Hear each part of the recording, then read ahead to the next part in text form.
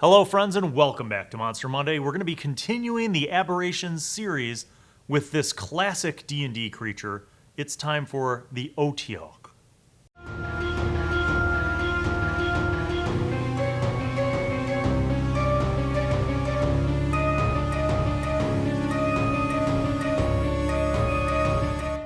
I don't actually know how to pronounce this. There's probably a pronunciation guide somewhere. I grew up saying Otyugh, like you make the GH into an F, but I look at it and I'm like, why would you pronounce it that way? Otyugh or Otyugh. However you pronounce the Odie, I'm going to call it an Odie, O-T-Y. However you pronounce it, it's been around in D&D for a long time. I kind of always thought of it as like a secret poop monster. Like, I think the first time that I encountered it as a player, the DM had us in a city and we were like outside on the outskirts of the city in like the city dump. And we were like looking for something. I can't even remember what the campaign required us to look for because this memory is literally like probably 34 years ago. We were in the city. We had to go to the dump to find something. I feel like maybe it was we were looking for a key, like a lost key. And anyway, we were in the dump and this like garbage monster basically attacked us. That was the first encounter with the Odie. So how do they differ and how have they kind of changed over the years? Well, I remember them as being pretty deadly in first edition. Maybe first edition in general was just pretty deadly. The idea that you have this creature with, these flailing tendrils who can just smash and crush and destroy and who basically kind of lives amongst filth and has consistently been described as grotesque. The use of the word grotesque permeates the description of the Odie from edition to edition. So here, let me read you the first. This is not first edition because I don't have my first edition monster manual with me, but this is from third edition. The first sentence describes them as this. Otyughs are grotesque subterranean monsters that lurk within heaps of refuse. Heaps of refuse. See, garbage monster. Then, here's the 5th edition monster manual. The description is, an Otyugh is a grotesque, bulbous creature borne along on 3 sturdy legs, its eyes and nose set along a vine-like stalk that snakes from the top of its bloated body. 2 rubbery tentacles end in spiky, leaf-like appendages that the Otyugh uses to shovel food into its gaping maw. An Otyugh buries itself under mounds of offal and carrion, leaving only its sensory stalk exposed. When an edible creature happens by, the Otyugh's tentacles erupt from the filth and grab hold of it. Now, it's funny because it's described as like subterranean, but it's I don't know that it's subterranean per se. It seems like it's more like a scavenger that lives on the surface, but like conceals itself amongst, gross things, right? So the garbage dump monster, but how many times do you have an adventure set in a garbage dump? Perhaps not a lot. But I feel like a lot of people do have adventures set in, in rural towns and villages and like farms and stuff where you're passing by farms.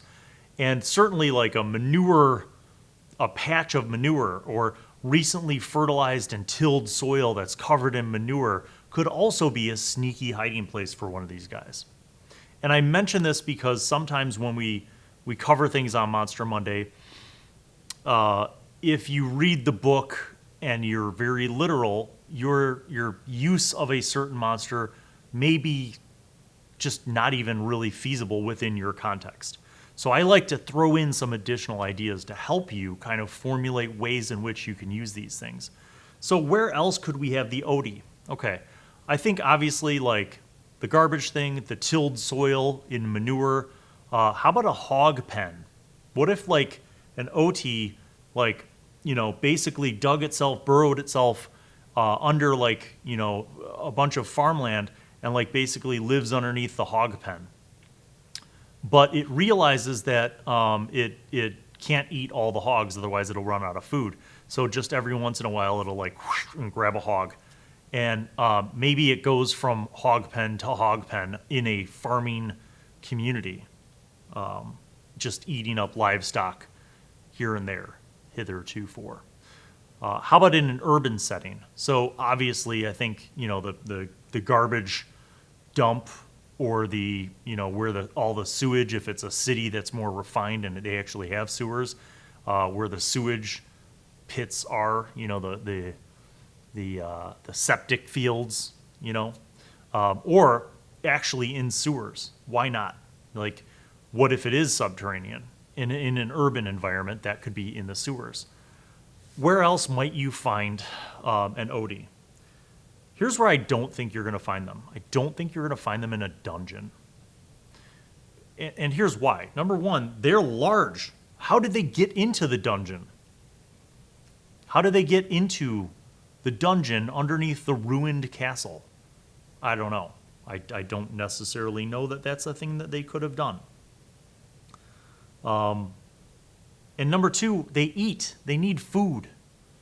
So I don't think staying in one place in a sentinel kind of fashion is a good move for these guys. I think of them as being more outdoors and having to move for food, right? Having to kind of hunt.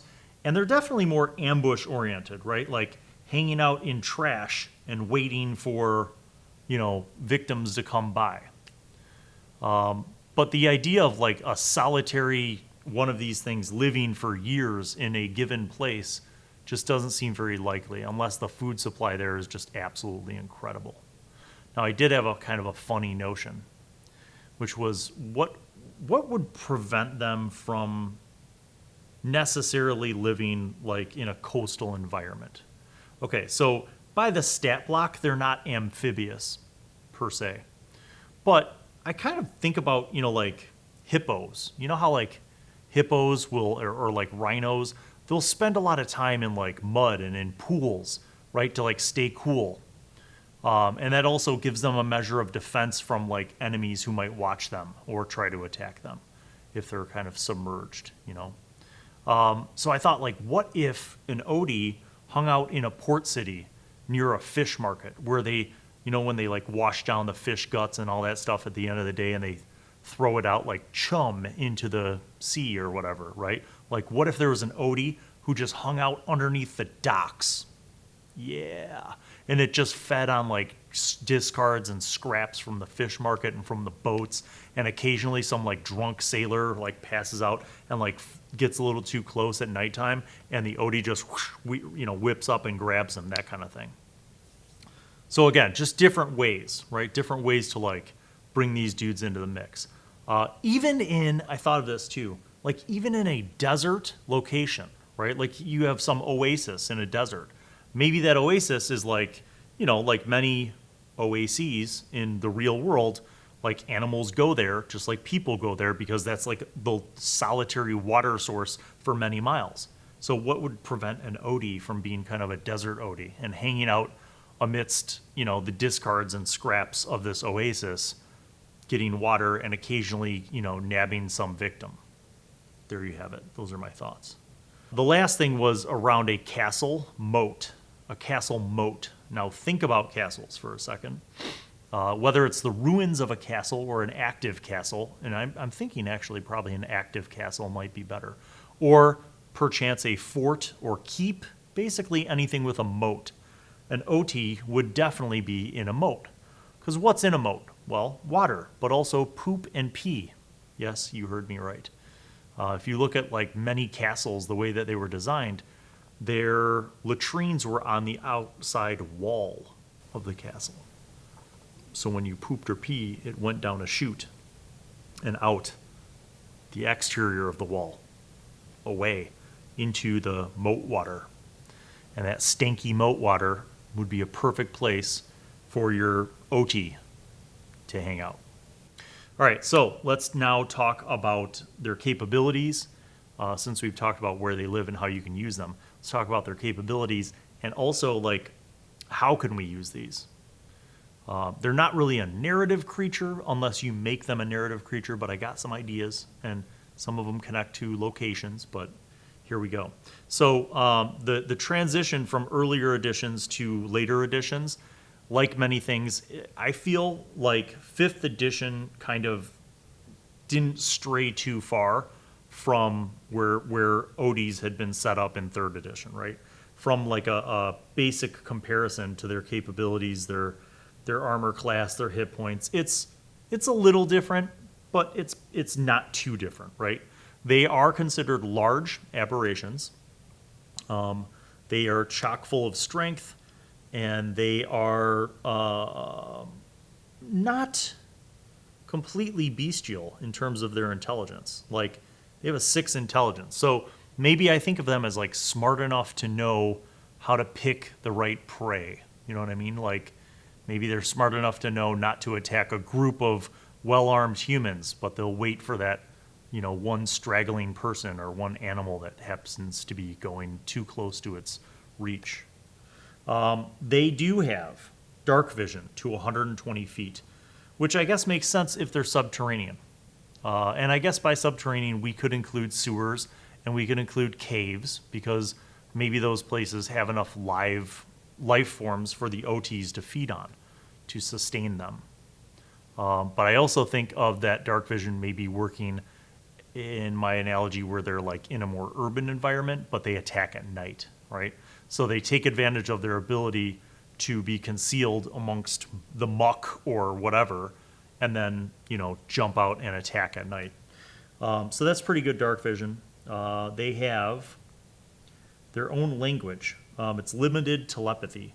The OD can magically transmit simple messages and images to any creature within 120 feet of it that can understand a language. This form of telepathy doesn't allow the receiving creature to telepathically respond.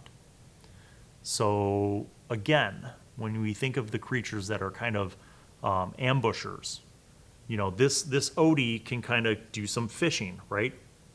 It can transmit simple messages and images to creatures or people who speak a language, and then lure them in to get their tasty treat.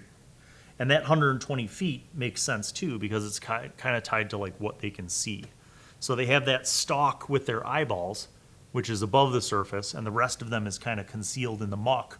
And the stalk with the eyeballs spots someone or something, a kobold, a human, a child, whatever, and they see them, and then they kind of lure some images over there and basically trick a victim to coming over within their reach, which is kind of cool. So we can use that. We'll think about how we're going to use that too. They have a multi-attack, 3 attacks, 1 with its bite and 2 with its tentacles. So let's talk about that bite, because it has a huge gaping maw. And the artwork from the different editions is, I think, pretty cool. The interpretations have been pretty consistent. It's kind of like this big, robust body with this enormous, jaw and head, and the spiky, flailing tentacles, and then the eye stalk thing. So that description's kind of been consistent. So the bite attack is +6 to hit with a reach of 5 feet, 2d8 plus 3 piercing. If the target is a creature, it must succeed on a DC 15 con save against disease or become poisoned until the disease is cured. Every 24 hours that elapse, the target must repeat the saving throw, reducing its hit point maximum by 1d10 on a failure. The disease is cured on a success. The target dies if this disease reduces its hit point maximum to 0. The reduction of the target's hit point maximum lasts until the disease is cured. So in 5th edition, they're considered challenge rating 5, and I guess that's fair. I guess that is an appropriate number, DC 15 con save. I think that disease is not as badass as it once was. I think it really used to be a lot more powerful. I mean, penalizingly powerful. I don't know. So then we have its tentacle attacks. +6 to hit, reach of 10 feet. Now, see, that's odd to me. I guess because it's a large creature, it only has a reach of 10 feet. I don't know. I just feel like maybe that's something that you decide that you can change if you want. If you're trying to use an OD on a higher level party, give them longer reach, like 30-foot reach. Have them have like really rubbery tendrils that are also spiked. That might be kind of a little easy way to scale them up. If the target's medium or smaller, it is grappled, and escape is DC 13. Now again, to scale them, I would say give them more reach with their tentacles and make that escape harder. Give them more strength and make it a harder DC to escape. The Otyugh has 2 tentacles, each of which can grapple 1 target. And then last but not least, they have a tentacle slam.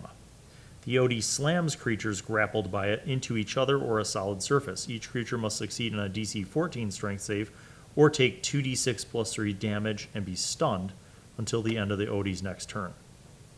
On a successful save, the target takes half the bludgeoning damage and isn't stunned. Sometimes I start by scaling them down. I want to start with scaling them up. How do we take the Otyugh and make it even more deadly, dangerous? Okay, so just some thoughts. Number 1, give them more reach on those tentacles. Number 2, have the spikes of the tentacles carry the same poison / disease as the bite. That seems like a no-brainer, right? If this thing is crawling in filth all the time, it should be like a bacterial nightmare and boost up that DC, right? So like if you get swiped like this thing, you're getting diseased and immediately like it kicks in, I think making it more deadly in that sense would be crucial. More reach, have disease and poison with the bites, more damage, and then it currently has an armor class of 14, but I don't see a reason why you couldn't have your Otyugh have like a thicker carapace, like, elephant or rhino or hippo, kind of like a mix, like a thicker skin, but also like a layer of blubber to soak up inertia damage. It is an aberration. On a final note, that means that I think you can kick up its armor class, its hit points, its amount of attacks, the damage that the attacks do, its reach, all of those things could be kicked up because it's an aberration. So if you're concerned about changing this and modifying it to be more powerful than a normal Otyugh, don't worry about that. Do what you want to do because it's an aberration. It does not have to follow the defined laws of nature as we know them. On an even more scaled up note, you could literally scale it up. So instead of it being large, you could make it huge or whatever is after large. Gargantuan, colossal. Remember colossal? So those are all things that I feel like you could do to scale up the Otyugh. To scale it down is pretty much my standard tricks, right? Lower the hit points, take away the damage that it does, like just cut the damage in half for how much damage it does. And you could throw this at a mid-level party and they'll definitely survive. Could you have an Otyugh deal with a low-level party? Yes, for fun, okay? You could have a baby Otyugh who is kind of become a problem at the city dump, and the low-level adventurers get hired to literally go to the dump and clean out all the scavengers because the municipal public works sanitation engineers keep getting killed by these bothersome critters. And so these low-level adventurers can get hired by the mayor or the director of the Office of Public Works for the city of Blazabaza to go and clean out the dump. And maybe they have to fight, some feral rats. And then they have to kill a couple large, dire cockroaches. And then ultimately their big bad end guy is the Otyugh pit. And they have to fight off a baby Otyugh. So you could have fun with that, for sure. I also like the idea of adventure setting this in the moat of a castle. So let's say that you have a party of miscreants, a party of murder hobos, if you will. Perhaps they get caught. Perhaps you just have one person in the party who's playing that rogue in character. I'm playing in character. I have to steal from everyone. I'm playing in character. Okay, well, just because you're playing in character doesn't mean that there aren't consequences. So if your in-character actions result in you getting caught, maybe instead of getting thrown in jail, they send you for a swim into the moat. And now you're swimming in sewage and mucky water, and there's an Otyugh. Now, if your dumb player decides to, take his time or her time or their time swimming out of the moat, then you roll a d6, and that's how many rounds before the Otyugh is where they are, and they're going to get attacked. And maybe you don't kill them. Maybe you just slam them about a little bit and then throw them out of the moat. But, there are some fun ways that aren't super deadly to use these guys, and I think there are some super deadly ways to use them. And because they're an aberration, feel free to tweak whatever you want. But I think the biggest thing that I've tried to think about when approaching this is breaking out of the mold of them being considered, subterranean people. Now, before I wrap this video up, I'm going to read you the rest of the flavor text from 5th edition, because sometimes I skip this stuff, but sometimes I think it's important context-wise, contextually, so that you know some of the other ideas for how the game designers intended these guys to be used. Otyughs tolerate bright light only when considerable stores of carrion or garbage lie within reach. In the wilderness, they dwell in stagnant swamps, scum-filled ponds, and damp forest dells. So there's another way, another setting. Any wilderness setting you have a party passing through, throw a little swampy bog slough action in there and have the Otyugh pop up. The scent of graveyards, city sewers, village middens, and manure-filled animal pens attracts them to civilized areas. So again, some of the ideas that I popped in there, and some additional ones. Since Otyughs lack concern for anything but food, their nests sometimes accumulate a variety of treasures shed from their victims and mixed among the junk. And I would say that when you are crafting this treasure hoard, feel free to use dumb tables like the trinket table, which is just fun. I've had whole campaign plot lines happen from something randomly rolled on the trinket table from the player's handbook. So throw in a lot of random stuff that might seem like junk, but then also throw in, an appropriate treasure amount for things that reasonably people might have had with them when they were killed and eaten by an Otyugh. Symbiotic guardians. Sentient subterranean beings can coexist with Otyughs, employing them as garbage disposals. With such plentiful sustenance, Otyughs grow fat in their wallows, unmoved by any other drive or desire. This sedentary gluttony makes them reliable guardians. As long as it's fed, an Otyugh refrains from attacking other creatures.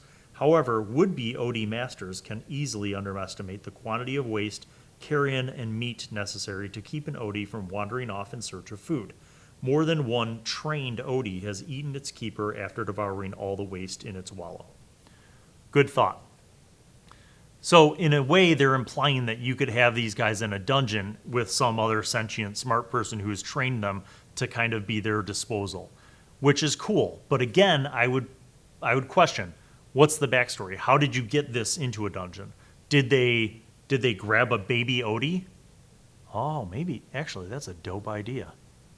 Maybe the goblins, hobgoblins in your lair, the orcs, the kobolds, the troglodytes, whatever it is, maybe they grabbed a baby Otyugh and they threw it in the pit and they keep it fed, and that's where they throw the bodies of their enemies, and that's all their sewage goes down there, and the Otyugh got bigger over time.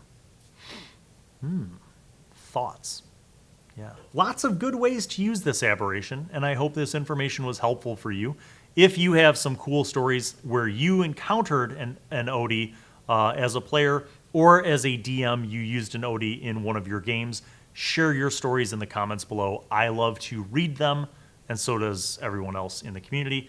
I must ask you, please take a moment, and literally, if you have not done so, please subscribe to the channel and like this video. Or if you didn't like this video and you felt like it was stupid, give it a thumbs down. but in some way interact with the channel. It doesn't cost you anything, but it helps us with our mission of bringing role-playing games to everyone. Until I see you for the next episode, happy gaming, and may your dice always roll well.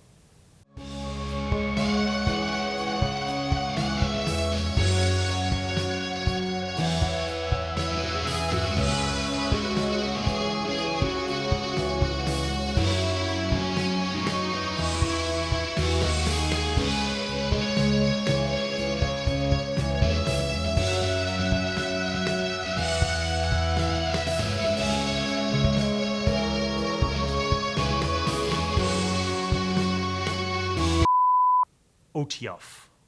Damn, dude. I am freezing. This studio is freezing. Well, hello, it's me, Wizzy.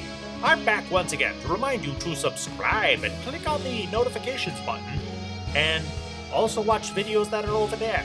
And then don't forget to tune in to the next episode of whatever show you were just watching, and crafting videos and DM tips and pro tips for vlogging and all sorts of gaming things. And also you could watch Bill eat food and watch other shows featuring Bill. He made me say that because he's a narcissist. Okay, bye.